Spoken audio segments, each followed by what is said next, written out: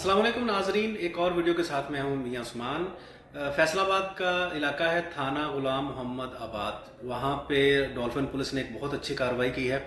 एक शहरी था, आप वीडियो भी साथ देख रहे हैं, एक शहरी था जो बैंक से रकम निकलवा कर निकले हैं। जैसे वो बैंक से निकले हैं तो डाकुओं ने उन्हें लूट लिया। ये दो डाकू थे जिन्होंने शहरी को गन पॉइंट पे लूटा और लाखों रुपए की नकदी जो थी वो लेके फरार हो गए।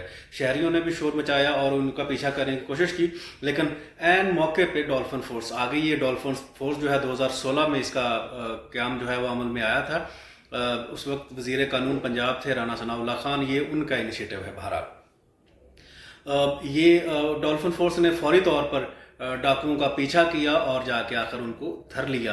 ये आप वीडियो में देख सकते हैं किस तरह से डॉल्फिन फोर्स के जो जवान हैं उन्होंने डाकुओं को काबू किया हुआ है।